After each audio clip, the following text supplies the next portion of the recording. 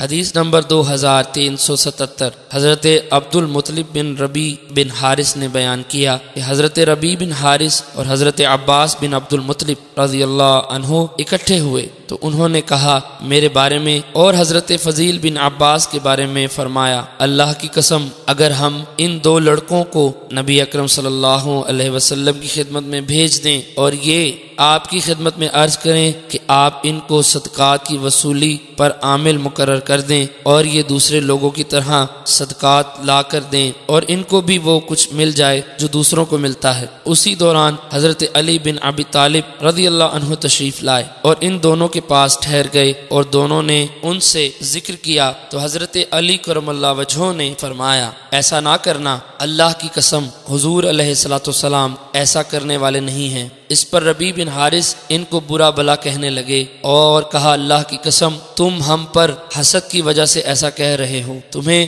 رسول اکرم صلی اللہ علیہ وسلم کے داماد ہونے کا شرف حاصل ہے اور اس بنا پر تم ہم سے حسد کرتے ہو۔ حضرت علی المرتضیٰ رضی اللہ عنہ نے فرمایا اچھا ان دونوں کو بھیج دو۔ وہ دونوں چلے گئے اور خود حضرت علی المرتضیٰ رضی اللہ عنہ لیٹ گئے۔ فرماتے ہیں جب رسول اکرم صلی اللہ علیہ وسلم نے ظہر کی نماز ادا فرمائی تو ہم دونوں آپ سے پہلے حجرے میں جا پہنچے اور آپ کے تشریف لانے تک کھڑے رہے تاکہ آپ تشریف لائے تو ہم دونوں کے کان پکڑے اور فرمایا جو کچھ تمہارے دل میں ہے بتاؤ۔ پھر آپ اندر تشریف لے گئے اور ہم بھی حجرے میں داخل ہوئے۔ اس دن آپ حضرت زینب بنت حجش رضی اللہ عنہ کے ہاں تھے۔ فرماتے ہیں ہم نے ایک دوسرے سے بات کی، پھر ہم میں سے ایک نے گفتگو کی اور عرض کیا یا رسول اللہ صلی اللہ علیہ وسلم آپ لوگوں میں سے سب سے زیادہ حسن و سلوک کرنے والے اور سب سے زیادہ صلح رحمی کرنے والے ہیں۔ ہم نکاح کے قابل ہو چکے ہیں اور آپ کے پاس حاضر ہوتے ہیں کہ آپ ہمیں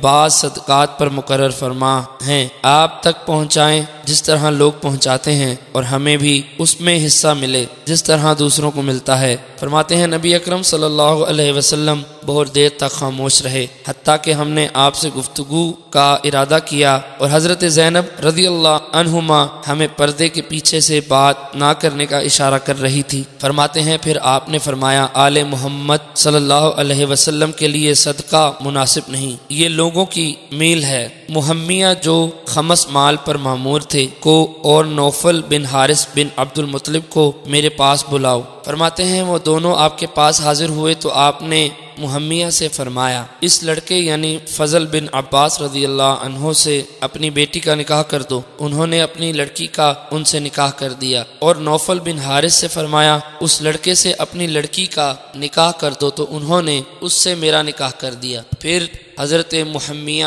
سے فرمایا ان دونوں کی طرف سے خمس میں سے اتنا مہر ادا کر دو۔ حضرت ظاہری فرماتے ہیں راوی نے مجھ سے مہر کا ذکر نہیں کیا۔